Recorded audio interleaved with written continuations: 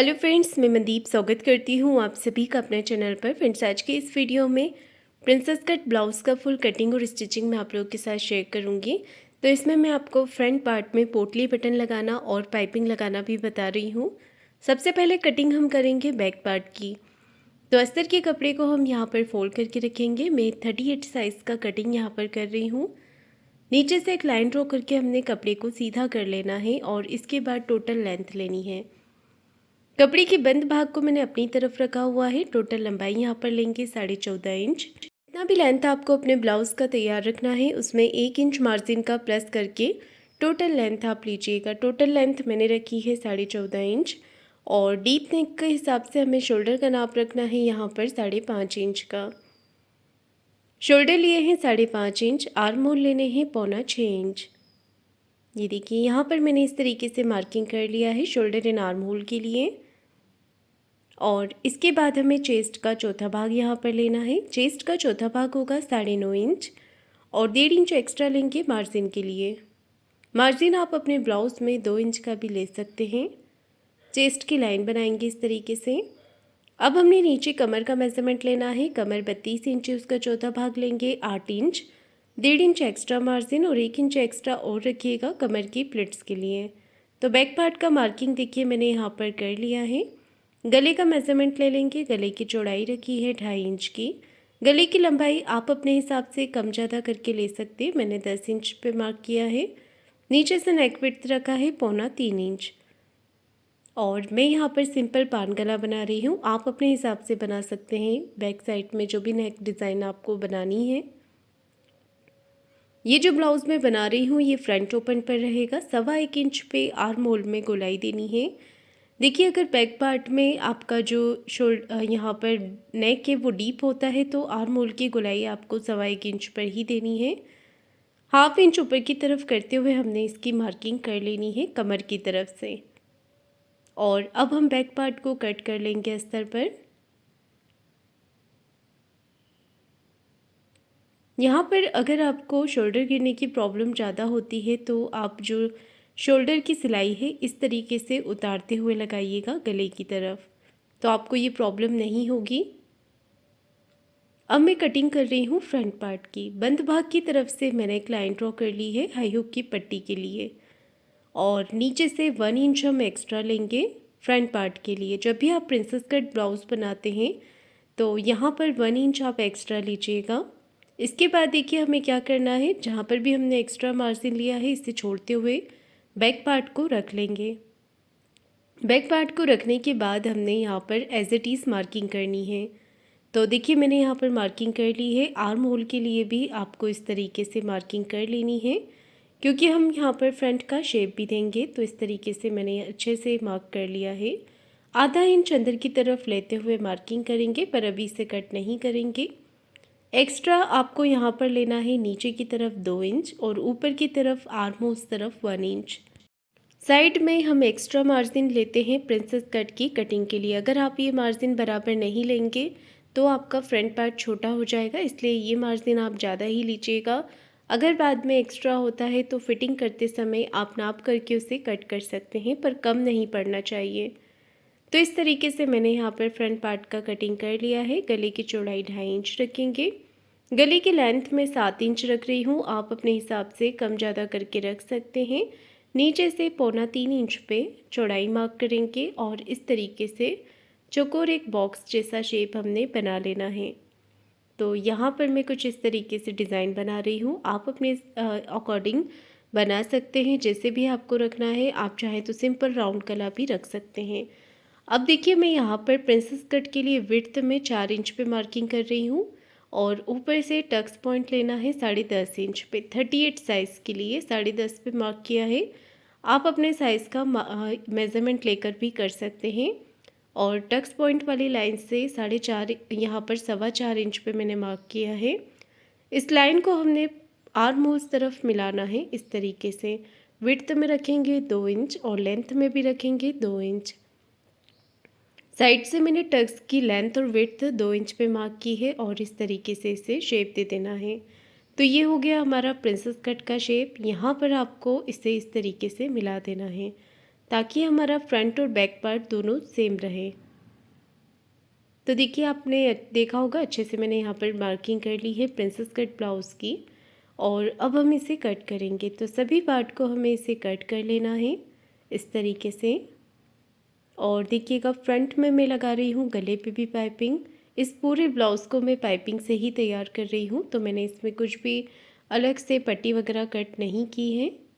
सिर्फ हाई और हुक की पट्टी आपको कटिंग करनी है। यहाँ पर हम स्लीव्स का मेज़रमेंट लेंगे। तो देखिए मेरे मेज़रमेंट में आर्म होल आ रहा है 8.5 इंच। अब स्लीव्स के लिए मैंने कपड़े को कुछ इस तरीके से फोल्ड करके रखा है। अगर आप बड़ी स्लीव्स बना रहे हैं तो उस हिसाब से रखिएगा फैब्रिक को।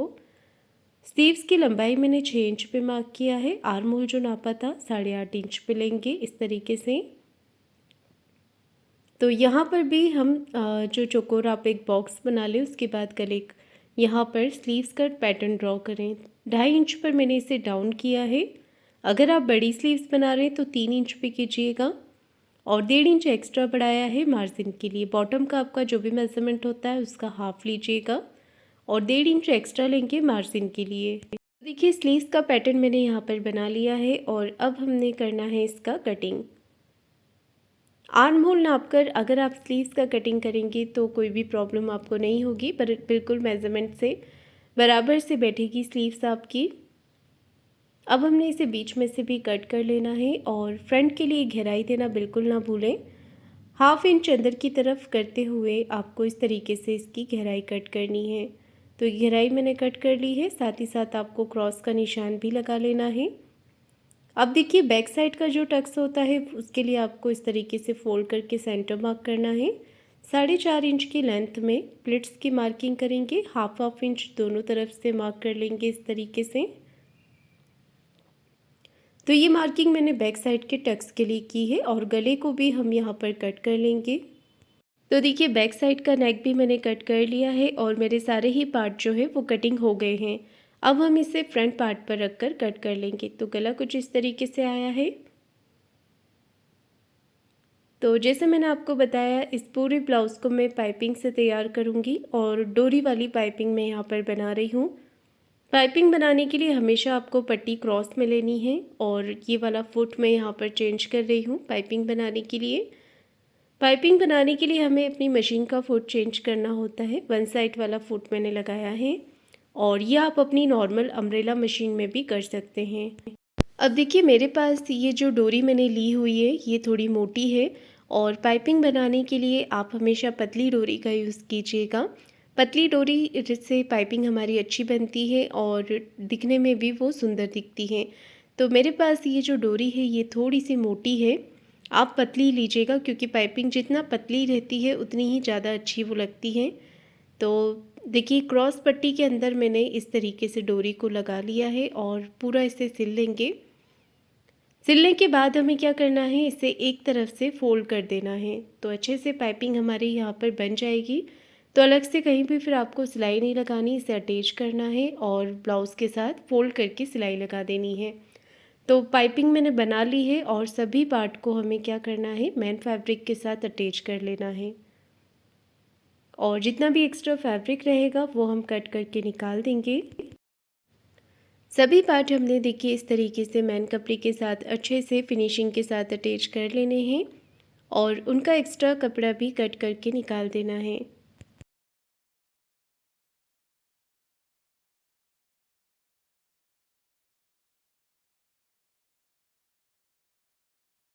अब देखिए मैं यहाँ पर अटैच कर रही हूँ पाइपिंग को। तो पाइपिंग को हमें इस तरीके से रखना है और प्रिंसेस कट वाली लाइन पे इसे अटैच कर देना है। ये देखिए अगर एक बार में सिलाई बराबर नहीं आती है तो आप दोबारा से इस पर लगा सकते हैं। अब हमें प्रिंसेस कट वाला पार्ट लेना है और इसके ऊपर पलटा कर सिलाई लगानी है। तो इस तरफ से लगाएंगे तो आपको सिलाई दिखेगी, बस आपको उसी सिलाई पे सिलाई चलानी है यहाँ पर, जिससे कि ये पार्ट हमारा अच्छे से अटैच हो जाएगा पाइपिंग के साथ। ये देखिए मैं आपको इसे फोल्ड करके दिखाती हूँ। तो पाइपिंग बराबर से यहाँ पर अटैच हो गई है। अब हम दूसरी तरफ से इसे अटैच करेंगे। तो जो दूसरा वाला पार्ट है उस पर भी पाइपिंग लगाकर अटैच करेंगे, साथ ही इसमें प्रिंसेस कट पार्ट भी अटैच कर लेंगे।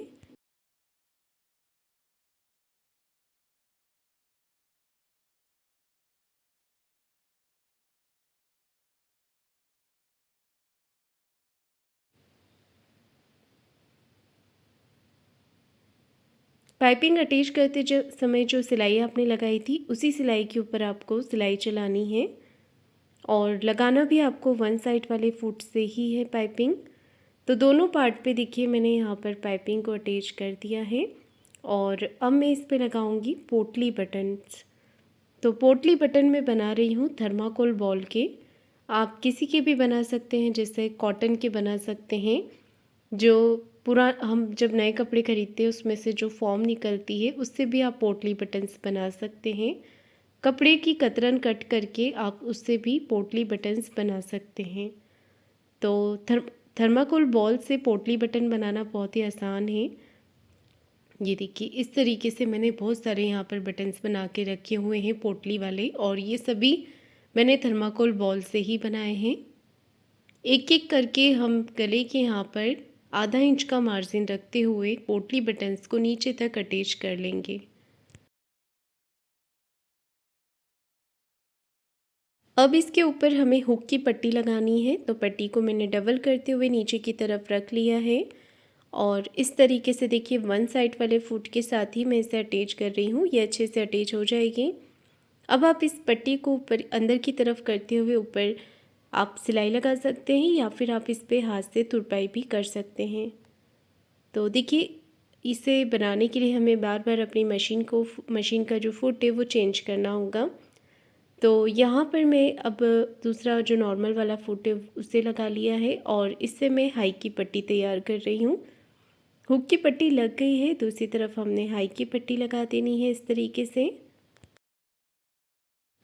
एक्स्ट्रा जो भी कपड़ा है इसे कट करके निकाल देंगे और इसके बाद हमने आधा इंच का मार्जिन लेते हुए पट्टी को इस तरीके से अटैच कर देना है ब्लाउज़ के साथ, और ऊपर की तरफ देखिए इसे फोल्ड करते हुए एक सिलाई ऊपर फिनिशिंग से लगा लेनी है। तो यहाँ पर मैंने पाइपिंग और हाई हुक की पट्टी दोनों ही अटैच कर दी है। जहाँ जहाँ आपको एक्स्ट्रा कपड़ा दिख रहा है उसे फिनिशिंग के साथ आपको शेप में कट कर लेना है। दोनों पार्ट को बराबर से तैयार करके और एक के ऊपर एक रख कर चेक भी कर लेना है कि कहीं से कोई पार्ट बड़ा छोटा तो नहीं हो रहा है। तो यहाँ पर भी मैंने सिलाई लगा दी है। हाई हुक की पट्टी मेरी बन करके तैयार हो गई है। नीचे आपको जो भी एक्स्ट्रा पार्ट दिख रहा है पहले आप उस पर सिलाई लगाएं, उसके बाद ही उसे कट करें। ये देखिए इस तरीके से मैंने ये पार्ट तैयार कर लिया है। अब हमें नीचे कमर पे और ऊपर नेक पे पाइपिंग लगानी है। आर्म होल की जो छटाई है वो भी आपको करनी है सिलाई लगा करके। ये देखिए इस तरीके से पहले आप सिलाई लगा लें, उसके बाद एक्स्ट्रा कपड़े को कट करके यहाँ पर आपको शेप देना है। तो हमने कटिंग करते समय आर्म होल की कटिंग नहीं की थी, सिलाई करते समय करना है।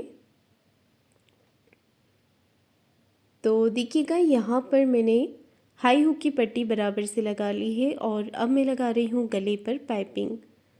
यहाँ पर देखिए जहाँ पर आपको शेप देना है मशीन को घुमाते हुए आप शेप दे दीजिएगा ताकि गला जो है वो प्रॉपर दिखे। वहाँ पर एक छोटा कट भी आपको लगा लेना है। इसी तरीके से गले का जो दूसरा वाला भाग है उस पर भी मैं पाइपिंग लगा रही हूँ।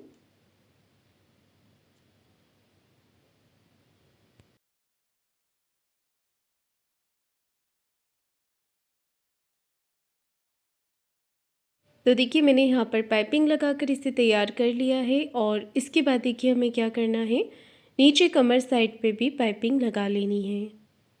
इस तरीके से यहाँ पर भी पाइपिंग लगा लेंगे। अब आपको कुछ नहीं करना है, अपना नॉर्मल वाला फुट आप लगा लीजिए और उससे इसे आपको फोल्ड कर देना है। तो पट्टी को अंदर की तरफ करते हुए हम यहाँ पर फिनिशिंग से सिलाई लगा लेंगे।